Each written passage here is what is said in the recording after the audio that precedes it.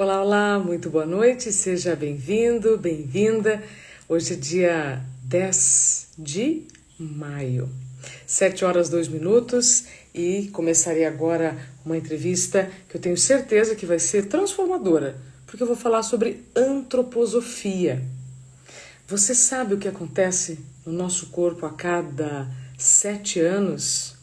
A cada ano? Olha, estou para dizer que as nossas células mudam do bom dia ao boa noite, mas em longos períodos as mudanças são bem mais profundas. É isso que a doutora Natália Zecri, médica ou antroposófica, ginecologista e obstetra, vai conversar com a gente.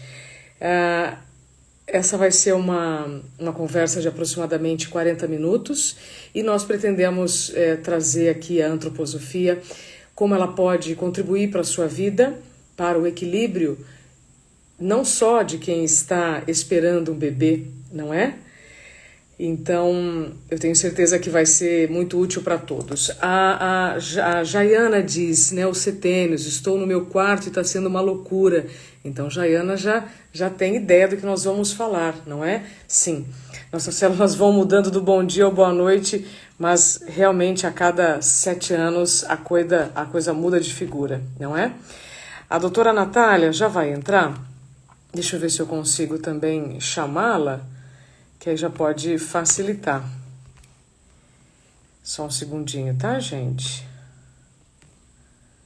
Enquanto isso, vocês podem me ajudando a semear as informações corretas, compartilhando essa live com as pessoas que vocês sabem que vão gostar do assunto, que vão aproveitar o conteúdo aqui por esse aviãozinho. E também, quanto mais corações vocês enviarem, mais o Instagram entende que esse assunto é relevante. Eu já tenho aqui uma pergunta da Sara, se existe algum medicamento para o estresse que pode ser usado no período da amamentação. Então, só lembrando para você que está chegando agora, nós vamos falar sobre a antroposofia para o equilíbrio entre mães e filhos, não é? Mas o que nós vamos falar é para todos, tá? Não só para quem está gestando, para quem está esperando um bebê, como eu. Estou de 33 semanas. É engraçado como a gente vai lidando, né, com o tempo de uma maneira bem fragmentada. A Zildinha está perguntando qual vai ser o assunto. Antroposofia, Zildinha. O que acontece no nosso corpo a cada 7 anos, nas nossas células? Quais são essas mudanças? Como elas interferem no nosso estilo de vida? Quando a gente tem informação, que para mim a informação correta é o melhor remédio, muita coisa pode ser prevenida.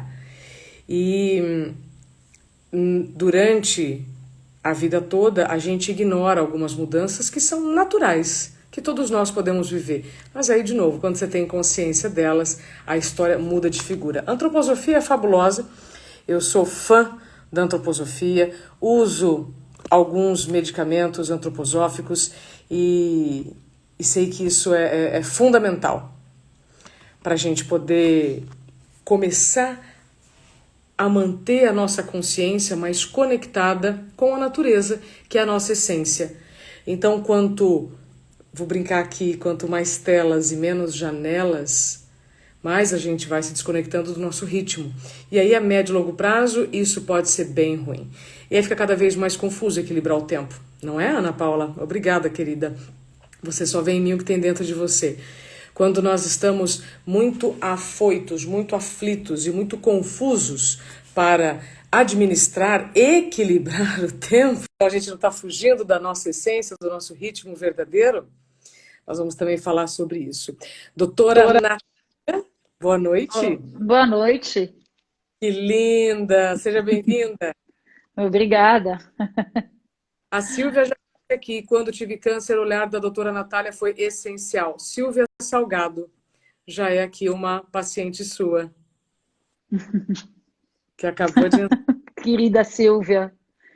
Silvia é mais que uma paciente, é uma grande amiga. Com certeza, com certeza. As relações vão se aprofundando, não é? Doutora Natália, eu vou deixar aqui um pouquinho os comentários na sua frente, mas já eu tiro para a gente poder lhe ver. Sim. Já quero estimular todos que estão aqui a enviarem perguntas na caixinha, porque assim eu não corro o risco de perdê-la e trago aqui vocês para a nossa prosa na primeira oportunidade. Doutora Natália Zecri, acertei o sobrenome? Zecri? Super! Que excelente É, dicção. opa, é médica antroposófica, ginecologista e obstetra. Doutora Natália, confesso que a minha procura por você veio especialmente porque eu estou entrando na 33ª semana e sei que a antroposofia ela é uma grande aliada para todos em qualquer circunstância da vida, mas especialmente para as mamães, né, para esse Sim. equilíbrio tanto que nós queremos. Mas o equilíbrio não vende na farmácia, né? Não está em prateleira nenhuma. Então, queria lhe dar as boas-vindas e já começar a perguntar sobre a antroposofia. Por que que Uhum. nós ainda temos tanta dificuldades para compreender o que é antroposofia? Então, na verdade, a antroposofia ela vem como uma filosofia de um filósofo austríaco, Rudolf Steiner, no final do século XIX. Então, faz bastante tempo que ele traz a proposta dele e na verdade, uma ciência espiritual. Então, a medicina ela é uma das vertentes que se apropria da grande filosofia que é a antroposofia, e assim, para a gente resumir um pouco e falar um pouco mais da área médica, dentro da medicina antroposófica, a gente tem como grande força o caminho da salutogênese, que aí também vem de um outro grupo que trabalha no pós-Segunda Guerra Mundial, que trabalha com o que te faz ficar saudável. Diferente da medicina acadêmica, que trabalha com qual é o processo do adoecer. Então, quando você trabalha no processo do adoecer, você consegue achar caminhos de cura para esse adoecer. Mas quando você trabalha na salutogênese, você também então entende o que te faz se manter saudável. E é aí, nesse lugar de que o que te faz se manter saudável, que isso que a gente tem falado hoje cada vez mais e que se encontra com essa questão do tempo, acaba sendo fundamental. Então, o que faz um indivíduo ser saudável? É aquele indivíduo que dorme num tempo adequado. Isso não significa só dormir 8 horas por noite, ou quando mais velho, 6, 7 horas por noite, mas dormir no momento em que se produz melatonina, no escuro. Então, a gente sabe que jornalistas podem sofrer disso, na área médica, os enfermeiros que trabalham nos turnos noturnos e que têm jornadas absolutamente bizarras, eles têm ali, no finalzinho do olerite deles, um adicional de insalubridade. Né?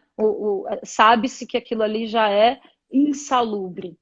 Então, só para a gente não perder o fio, a gente pensa no dormir no tempo certo, por um tempo correto. Então, essa história de dormir entre 10 da noite e 6 da manhã, que é no momento que está escuro.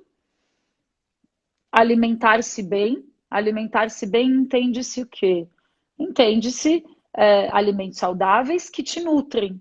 Né? A gente vai entender que podem ter escolhas alimentares diferentes, mas você tem que ter aquilo que te nutre. Claro que quanto mais plant-based, quanto menos industrializados, quanto menos açúcar, você tem que estar bem nutrido. E o terceiro pilar desse ciclo de salutogênese seria ter uma vida equilibrada no que tange a vida intelectual, a vida esportiva, a vida afetiva, a vida social e a vida artística. Então, a gente conhece que nos nossos tempos atuais, principalmente pré-pandêmicos, a gente ocupa muito tempo com a nossa vida profissional e o resto desse jogo de equilíbrios fica faltando. Então, eu vou, enfim, resumir um pouquinho disso nesses 3 equilíbrios: sono, alimentação e atividades equilibradas.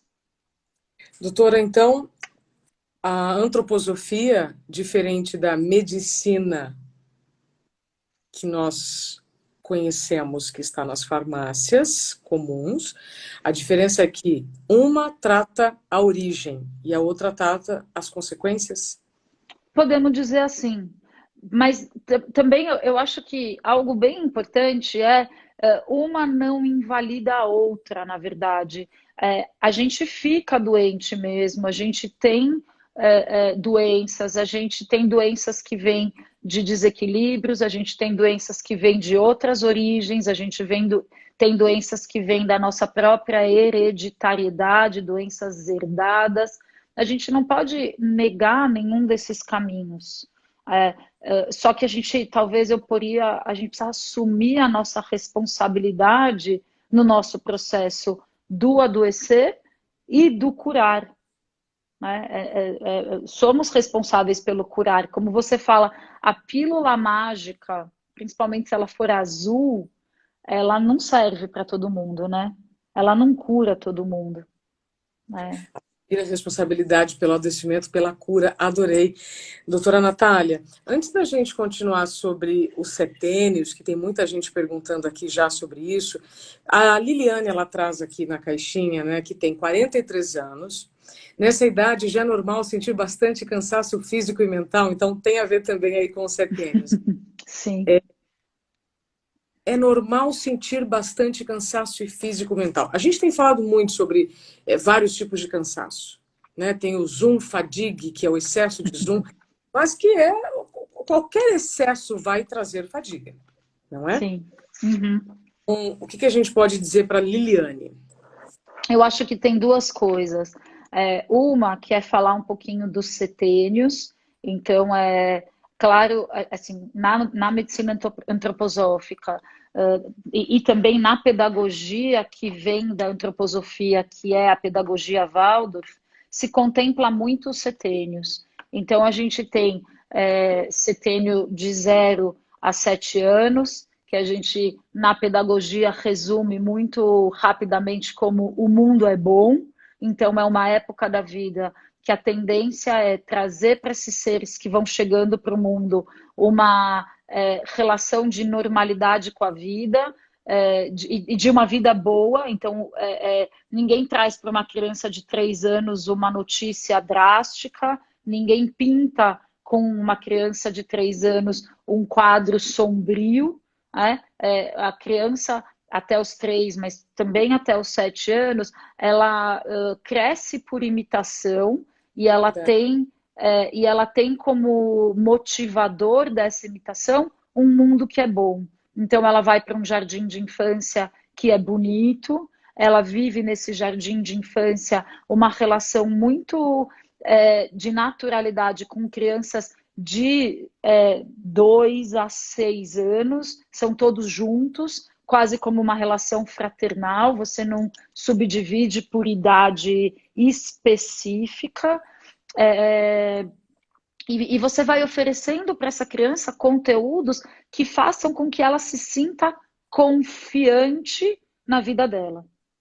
E hoje, trabalhando com esse momento da pandemia e dos traumas da pandemia e de como cada um se relaciona com as suas histórias verdadeiras e com os seus fantasmas, e aí depois também entrando em gestação, na verdade, a gestação é um momento que evoca muito a confiança que você conseguiu construir e a que você não conseguiu construir.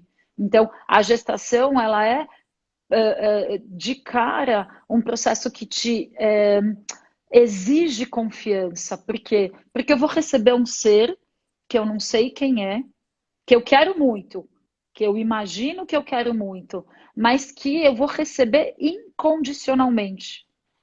E eu preciso confiar. Não tem como eu entrar nessa, vamos chamar, viagem de maternagem se eu não confiar que esse ser vai chegar para mim por algum motivo e que a gente vai se interrelacionar e que isso vai ser bom. Mas voltando lá para o 0 ao 7, então a gente tem esse 0 ao 7 que o mundo é bom, depois a gente tem muito bonito, quando a gente coloca isso, incorpora isso no jardim de infância é maravilhoso. E aí o jardim de infância é muito pautado no ritmo do ano, que são os ritmos das estações também, então de você estar em conexão com o que é o teu universo externo e viver isso internamente. E com isso você vai trabalhando essas relações de percepção também e de pertencimento desse universo. Porque você é um Exato. ser que pertence a esse universo. Daí entra a fase de escolarização, de 7 a 14, que é o nosso mais ou menos ensino fundamental. Agora o mundo é belo, então o mundo já foi bom. Agora então eu trabalho as matérias da escola, mas muito com beleza. E o terceiro setênio até a aquisição da individualidade, da maioridade, que é esse de 14 aos 21. É um tempo que se fala que o mundo então é verdadeiro. Verdadeiro, e nesse lugar se trabalha bastante as biografias de individualidades ilustres, e aí é um momento que então agora é o jovem que tem que se preparar para assumir um lugar na sociedade. E nesse sentido, com 21 anos, você está preparado para assumir esse lugar na sociedade. Vou chegar nos 43, eu espero, antes de vocês cansarem. Daí, dos 21 anos até os 42, essa é a média, que são os próximos 3 setênios. Pode interromper. Não, tô Tá. aqui fazendo conta. Dos 21 aos 42 anos, é como se esse primeiro trio de setênios, esses primeiros 3 setênios, é o tempo de você chegar no mundo. Com 21 anos pronto, agora você assume teu lugar no mundo. Você escolheu o que você quer fazer na vida, idealmente. E dos 21 anos aos 42 anos é a fase de formação desse teu impulso vocacional e execução desse impulso. Então, são os anos que você está presente na tua ação. Dos 42 anos, né, os próximos setênios, então eu tenho 42, 49, 49, 56, 56, 63, então os outros 3 setênios é uma fase de estar. Eu já entrei, eu já construí esse caminho vocacional e agora eu estou devolvendo para o mundo essa formação e essa produtividade que eu tenho para oferecer. Então, vou responder a pergunta.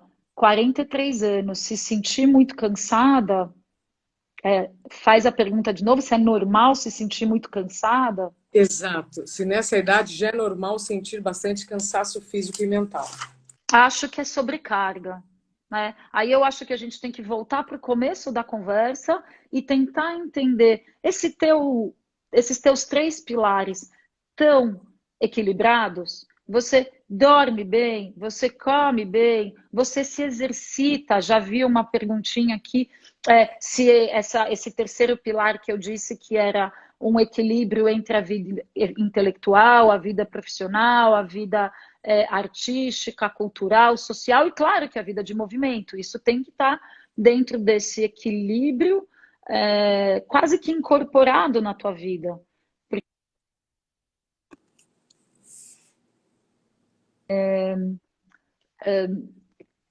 A gente não cumpre mais uma tarefa completa.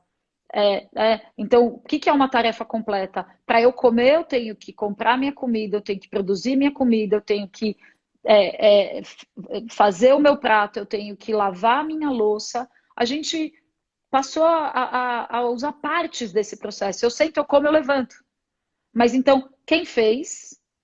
Né, quem fez o antes e quem fez o depois? Se eu começar a fazer o tudo, eu naturalmente me movimentei na minha vida.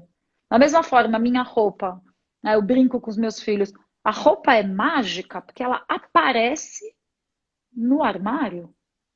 Não existe isso. Então, a gente passou a ser muito segmentado, essa é a palavra que eu queria trazer. E a gente não faz o processo inteiro, porque o processo inteiro seria um pouco mais equilibrador. Acho que a gente ficaria mais equilibrado. Então é cedo, 43 anos é cedo. para sentir bastante cansaço físico e mental, como ela coloca aqui. Sim, Mas, sim.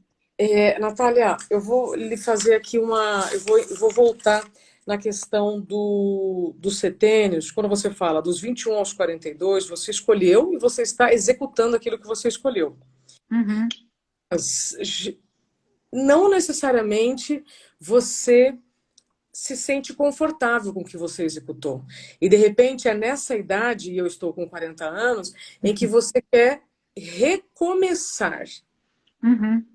As escolhas que eu ou quem quer que seja tenha feito antes, agora, com mais maturidade, você consegue ver se aquilo foi realmente uma escolha, se foi uma imposição, e você tem mais consciência para escolher um novo caminho. Mas você não tem a Uhum. mesma energia.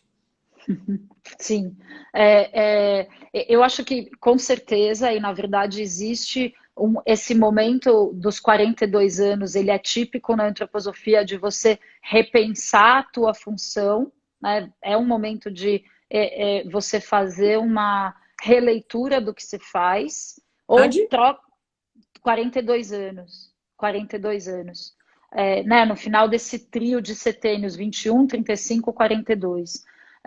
E é um momento de você ou se reinventar naquilo que você já faz, ou você trocar de profissão. Isso que você está falando é bem verdadeiro. Mas, na essência, é uma produtividade. Apesar de você trocar de profissão, então, até os 21 anos é um tempo que você recebe, né? Que você recebe para quê? Para você ter uma formação acadêmica, mas uma formação ética também, né? E é um tempo que você tem para você entender o teu papel na sociedade. E daí tudo bem, a qualquer momento você entender que em algum momento prévio você fez uma escolha que não te faz estar plena na tua execução, qualquer momento você tem liberdade para trocar, para reinventar, para modificar. Agora, aqui eu já acho que tem uma falha no nosso sistema educacional, que, em primeiro lugar, é composto de um ano a menos do que no resto do universo.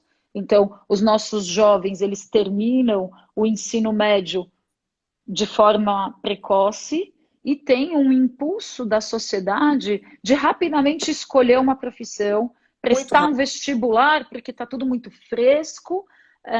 E eu acho que a migração e a troca de carreiras nesses primeiros 2, 3 anos depois que saem do ensino fundamental é imensa.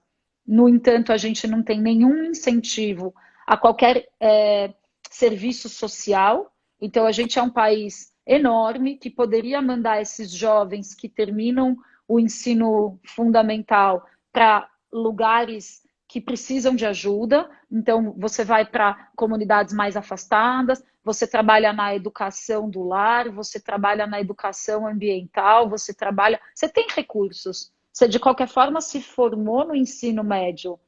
E você também pode assumir uma responsabilidade social. Então, eu acho que a gente tem um ensino muito que termina de forma muito precoce e que não te coloca como membro da sociedade. Te evoca, te estimula ser absolutamente egóico e se voltar para si mesmo para rapidamente ter uma formação e ser alguém na vida.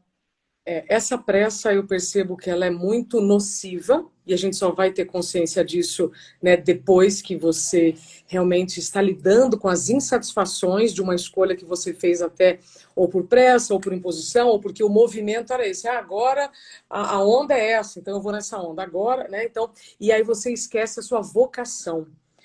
A Fernanda Montenegro ela falou no meu livro, doutora, que quando você está colocando em prática a sua vocação, metade da sua vida está resolvida. Você só vai ter que dar conta da outra metade.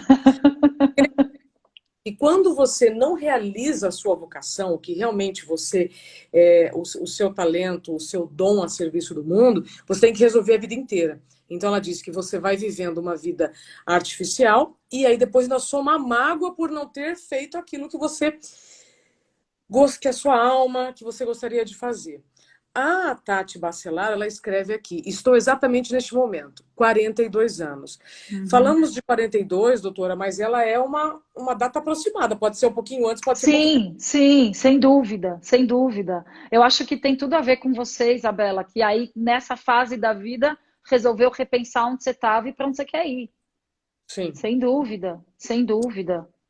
É, e às vezes tem pessoas que eu vou chamar essas pessoas das pessoas mais iluminadas que ao redor dessa fase da vida olham para a vida dela e reafirmam o que fizeram, Sim, né? E dizem: Uau, fiz boas escolhas, é aqui perfeito. mesmo que eu quero estar. É? Mas eu acho que a Fernanda Montenegro ela fala uma coisa que eu acho que é fundamental. A gente tem um destino, e se a gente não cumpre o nosso destino, a gente vai passar o resto da vida correndo atrás.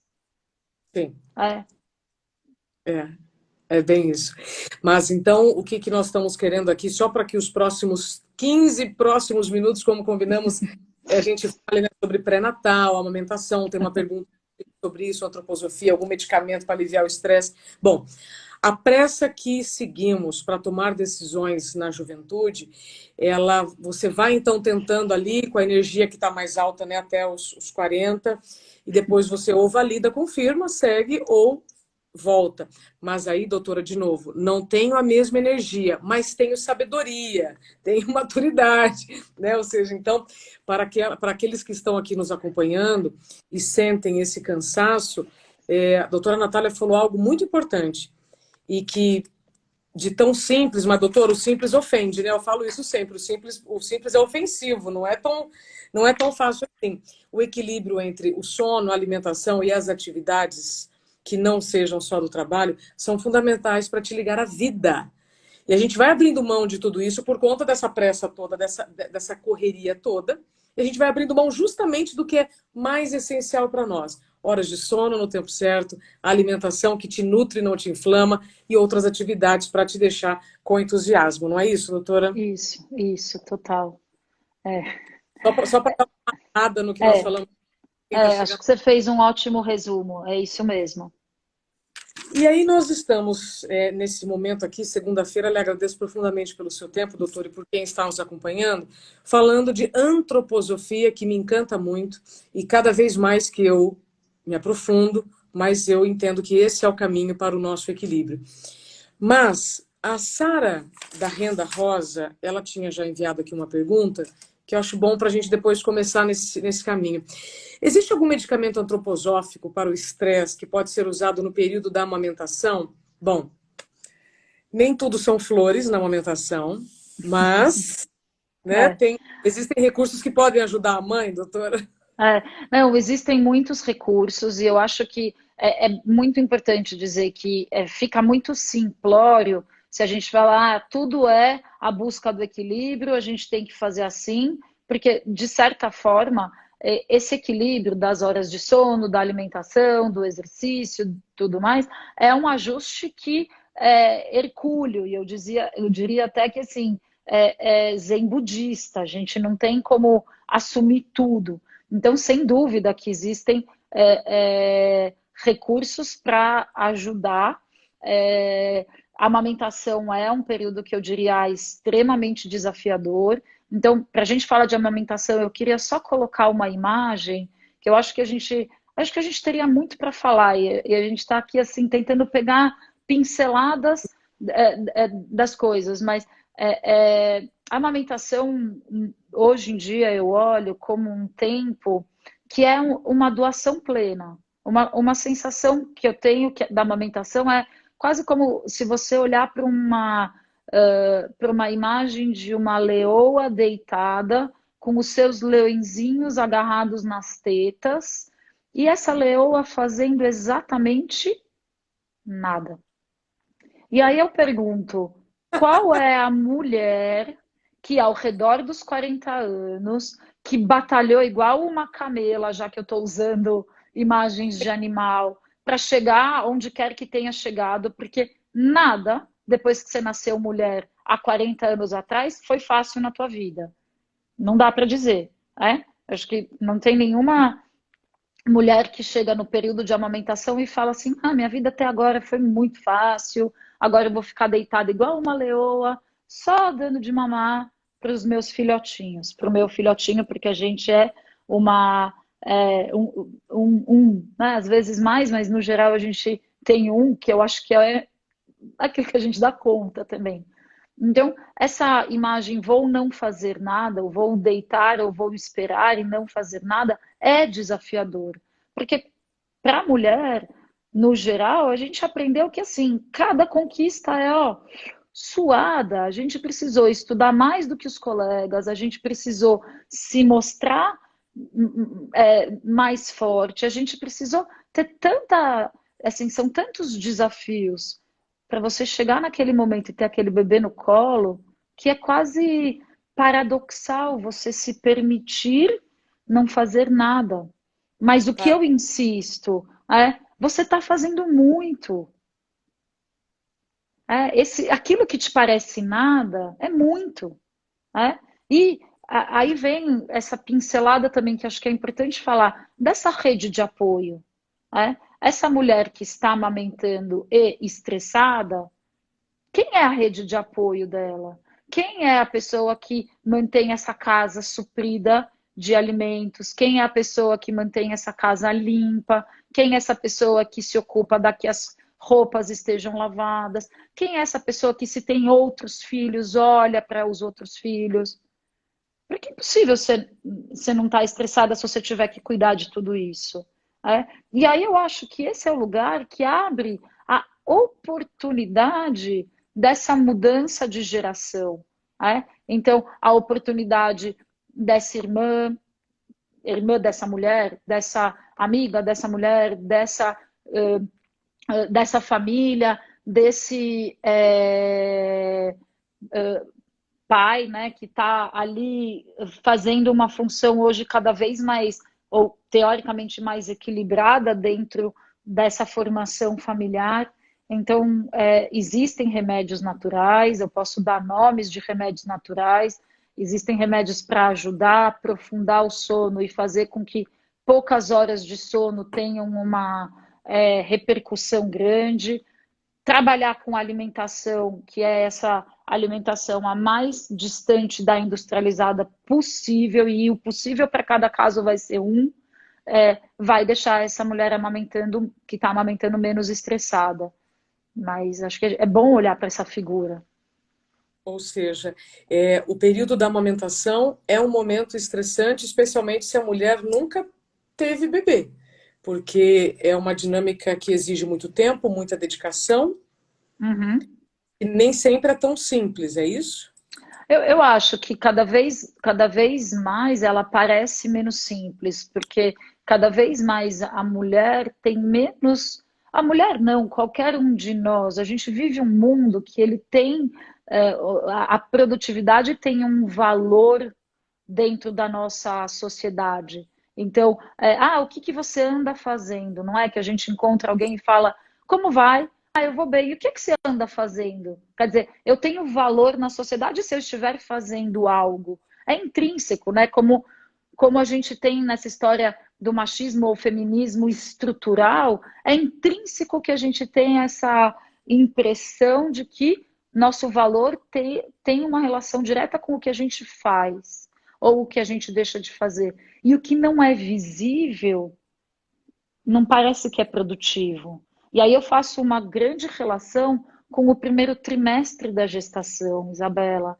Esse trimestre é o trimestre que você mais produz na tua vida inteira. Você tem do encontro de duas células. Então pensa comigo, uma célula, que é o espermatozoide, encontrou um óvulo, duas células, e mais ou menos num período de 8 semanas produziu um ser humano inteiro. Tudo o que esse ser humano vai ter sido produzido ali, nesse intervalo de 8 semanas. Tudo.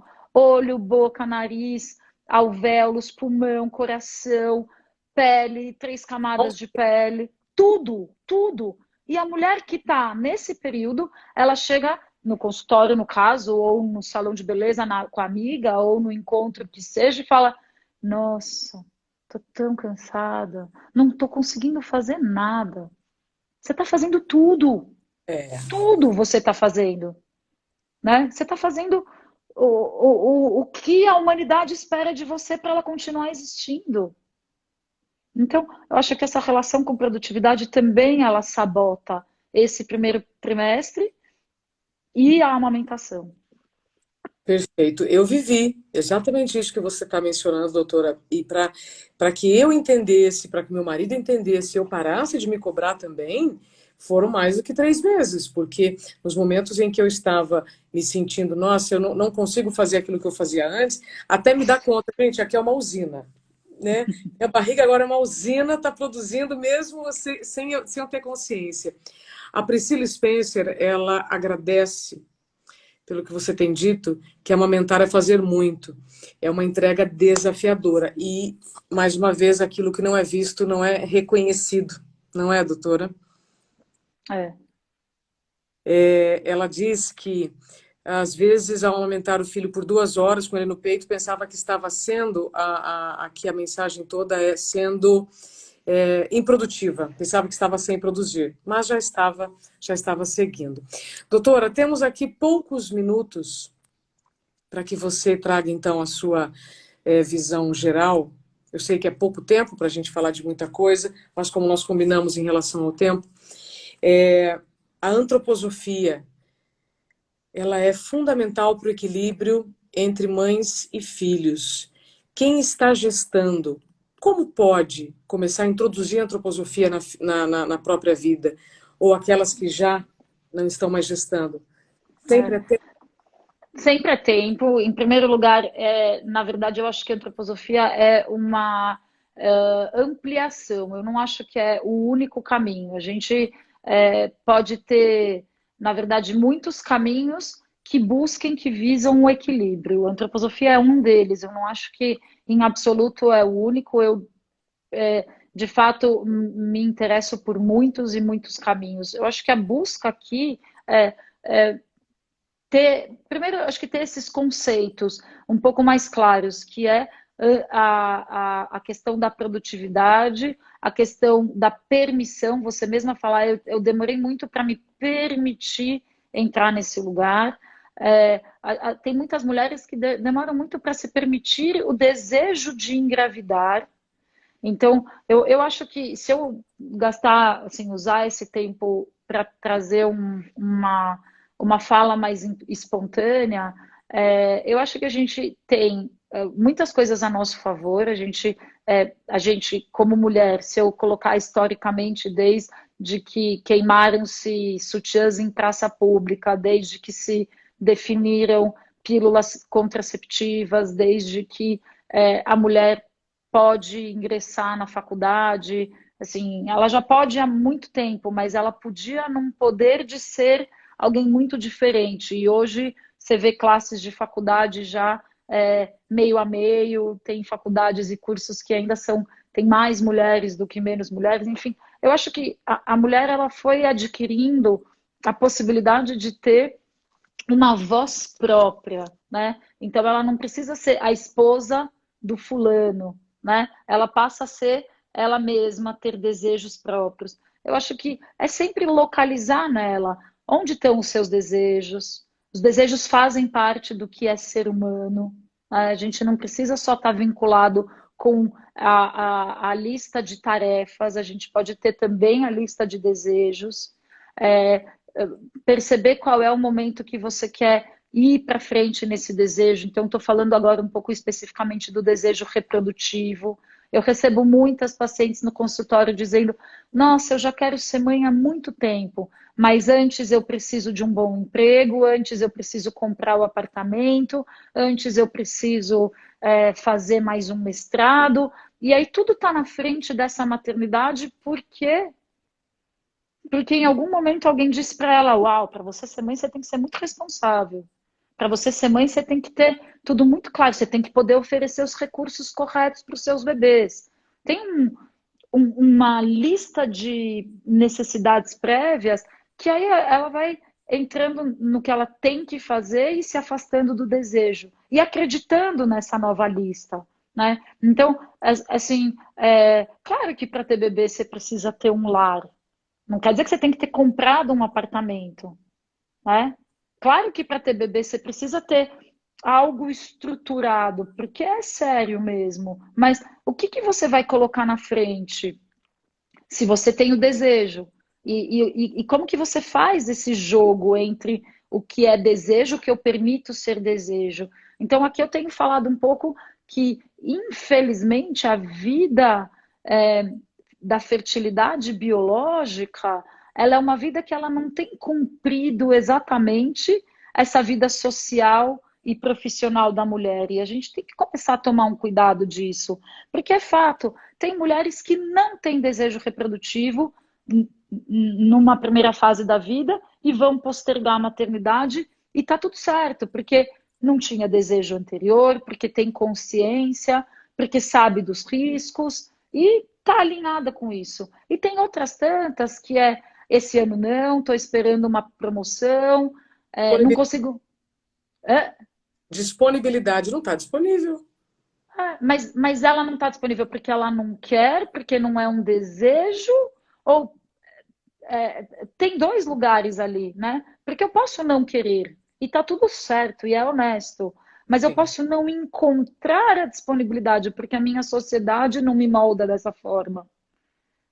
Porque não é de bom tom, falando um pouco da Ilana Kaplan, que eu estou adorando os vídeos dela, não é de bom tom você entrar num emprego e falar, ó, oh, meu chefe, tá tudo certo, eu gosto do que eu faço, eu sou boa no que eu faço, mas a minha maternidade faz parte, né? Eu vislumbro ser bem e fazer tudo certo, mas eu vislumbro ter filhos nesse processo e entrar nisso como algo natural, porque tem escolhas.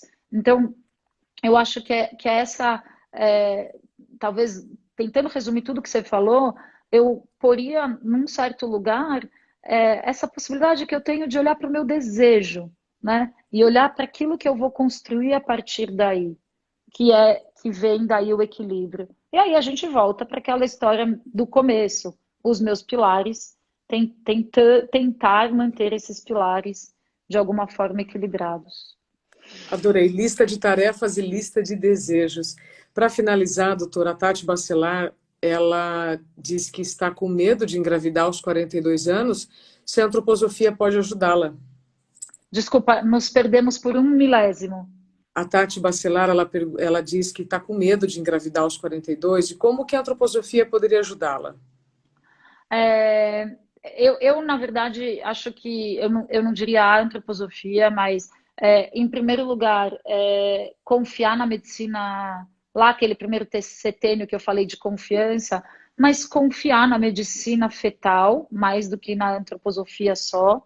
Então, a gente tem ao mesmo tempo que a gente tem essa traição da vida, da fertilidade ser curta na nossa vida, mas acreditar na medicina fetal. Então, entrar no processo de gestação com uma certa calma, entender que mulheres com 42 anos podem ter uma, duas perdas gestacionais antes de ter uma gestação viável, e isso faz parte. Trabalhar nessa relação de expectativa com calma, usar dos recursos da medicina fetal para se entender trazendo uma criança saudável para o mundo. E é honesto a gente querer uma criança saudável. Eu acho que as crianças saudáveis, elas trazem, enfim, muita alegria e a gente consegue se preencher muito. Então, eu acho que é trabalhar muito expectativa e uma boa prática de medicina fetal. Perfeito, perfeito. Doutora Natália, infelizmente, né, nosso tempo, se deixar, a gente ia ultrapassar as 8 fácil, mas eu sei que você trabalhou muito, eu preciso ser muito responsável com o seu tempo. Eu Para fiz quem... parto hoje, deixa eu contar então, porque eu estou eufórica e super feliz. Hoje meu dia já começou com parto, e parto é desse evento que eu acho que tem uma relação muito especial, de novo, com essa história da confiança. Porque o parto, ele nos ensina a atemporalidade da vida. Então, o parto acontece quando tiver que acontecer, né? Claro que a gente tem ali uma margem, a gente entende que bebês saudáveis nascem ao redor de 38 e 42 semanas, mas e nesse intervalo? Quando é que esse bebê vai nascer? Né? Quando é que essa mãe vai nascer junto com esse bebê? Como vai acontecer o processo? E a história da confiança, ela se reflete na própria coragem de, então eu vou entregar esse processo com segurança, que aí eu acho que se a gente vive no tempo atual e a segurança existe, a gente tem que usufruir dela, mas com confiança de que o meu corpo vai saber o que fazer, eu vou saber o que fazer, o bebê vai saber o que fazer e o caminho para o nascimento vai acontecer. Então, na verdade, eu posso contar para vocês que o que mais me alimentou nesse período de isolamento foi que os bebês não pararam de nascer. E a sensação de bênção e gratidão de viver esses nascimentos dessa atemporalidade, como o mundo inteiro está parado. E houve momentos que eu ia até o hospital, não tinha uma pessoa na rua, um carro na rua, um movimento sequer na rua, mas esse bebê ia nascer. Porque a humanidade, ainda que num tempo de medo, também estava vestida de confiança e de coragem, porque os bebês não pararam de nascer. Então, acho que eu fecharia nosso encontro com essa confiança na humanidade desses bebês que ainda continuam nascendo. Perfeito, doutora. Gestação, gravidez é esperança e lindo. Os bebês não pararam de nascer, então seguimos com coragem, com consciência, não é, doutora? Consciência das consequências das nossas ações. Sim. Muito obrigada pelo seu tempo, Natália. Muito obrigada por todos que estiveram aqui. Adoraria trocar mais assim que possível. Eu fico muito enriquecida nesses encontros. Quando quiser. Essa troca é importante e a gente não consegue mensurar, doutor, até onde nossas palavras chegam. Então, com certeza, você acolheu muitos corações que entraram aqui. A live vai ficar gravada também, caso alguém queira assistir de novo ou compartilhar com alguém que você sabe que vai precisar do assunto. Doutora Natália Zaccheri, médica antroposófica, ginecologista e obstetra, muita saúde para você. E muito até breve. Obrigada e você muita luz nesse caminho que é dar à luz, que é espetacular e que ele só começa no parto. Não, ele só começa a partir do parto. Ele tem aí uma vida longa a partir de então, com muita aventura. Eu conto para você que é uma das minhas maiores aventuras também, a maternidade em si, além da condução das gestantes, a minha própria. Que delícia conversar contigo. Dá para ver como você é apaixonada pelo que você faz e pelos comentários das pessoas que entraram aqui. Que bom que temos pessoas como você na nossa medicina. Muito Doutora, obrigada. Um bom descanso. abraço grande. Até logo. Tchau, tchau. E vocês que ficaram conosco até aqui, muito obrigada pelo seu tempo e confiança. Amanhã eu volto às 6h30 com a doutora Camila Magalhães para a gente falar sobre momentos de tristeza, sobre depressão na gestação. É um assunto super polêmico, muitas pessoas são contra, a favor da medicação, enfim, a gente vai conversar bastante sobre isso amanhã. Então, boa noite, bom descanso e até lá.